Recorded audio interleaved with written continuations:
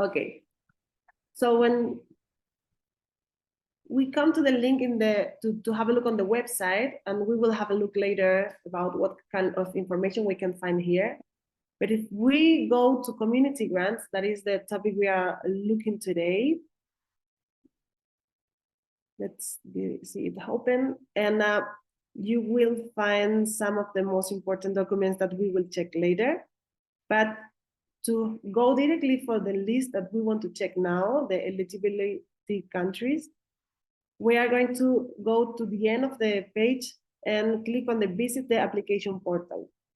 So going into the application portal, we will find immediately the link for the list of the eligibility countries. So let's click on here so people can have a look if their countries are or not on the list. So when I share my link, it doesn't work. I don't know why, but let me know if you are able to follow the instructions. And okay, perfect. Okay, good. So now that we already know the eligibility criteria and yeah, I'm going to stop to share my screen and go back to you, Nico.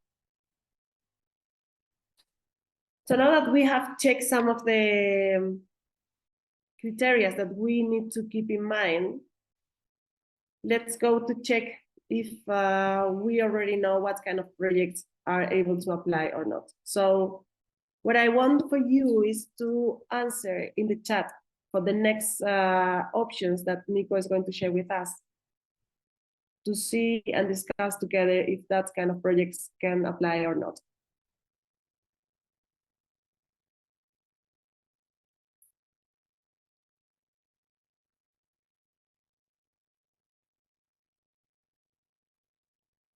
Okay, so let's go with the first case, and let's think that, yeah, someone who is an independent consultant interested in marine conservation and capacity development, can that person apply for a project? What do you think? Let's share on the chat.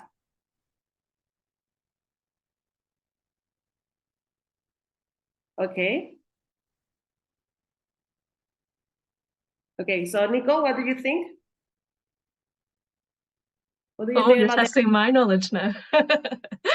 Yeah, so I think that if it's an independent consultant, this would be a person who's an individual, and individuals aren't eligible to apply. You have to apply as an organization. But if you're interested in applying to do a project on marine conservation and capacity development, these are definitely topics that are suitable for the Ocean Grant Scheme. Yes, thank you so much. And most of the participants really knows the answer, so that means that they are really informed about what kind of people can apply for the fund.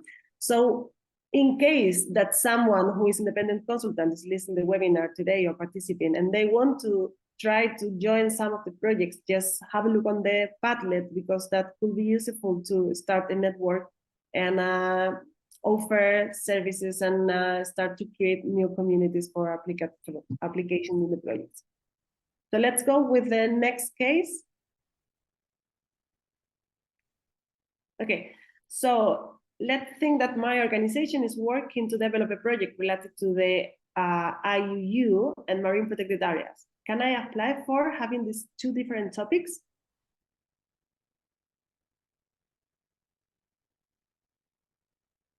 Okay. Amazing, everybody knows the answer. So yes, we can merge different topics in one proposal. There is also possible to submit different proposals, but we are encouraging all the time to try to just create the most strong proposal, and using the topics that you want to work on. I don't know if Nico, you want to add something? No, just to repeat, it's okay to apply with multiple proposals, but it's usually best to just choose your best proposal and put that one forward. Great. Good. I'm so proud of the participants we have today. They already know all the answers. Let's go for the next case. That's us on case 3. Okay. I want to apply for a research project focused on marine conservation, but we are not considering the social aspects. What do you think? That person can apply? That organization can apply?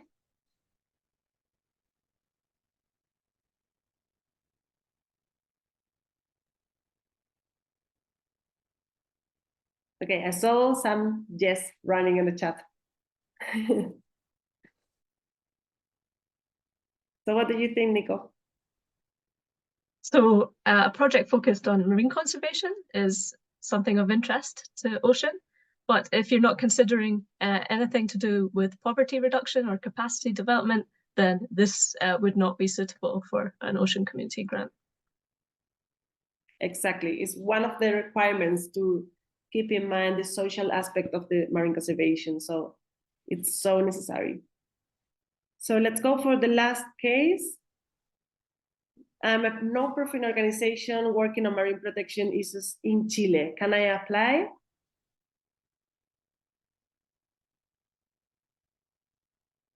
Great. So if you check in the list that we have been looking before, Chile is not on that list. So it's so important to be sure, first of all, that your country is on the list before to start reading all the documents, trying to discover how the platform works and everything. So let's check to the list. And in that case, Chile is not. So something that we want to share with these study cases is like the most important thing is to keep in mind all the time the legitimacy criteria that we are keeping in mind and all the time sharing with you while the webinars and in the website.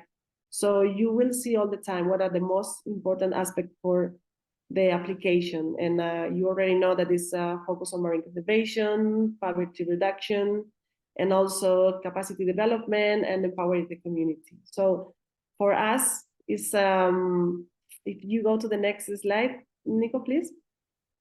It's so important to share with you because we are receiving some questions through the help desk email related to what kind of projects can be able to apply or not. So we cannot assess all the proposals regarding the themes. Like there are so much ideas there. All of them are, some of them are related to the erosion in the coastal. Some of them focus on fisherman capacity development in different aspects and some ecotourism. So there are so many topics. We are not the one who can assess on the topics that can be apply, but just keep in mind that your project is meeting the grant objectives. So, Nico, I don't know if you want to add something. No, just to say that if you aren't sure, we'll be able to direct you to where in the application and guidance to find your answer as well. So you can still use our help desk if you're not sure, but we won't be able to assess your proposal because this will be the role of the Ocean Expert Committee, who will do the assessment of all of the proposals that come through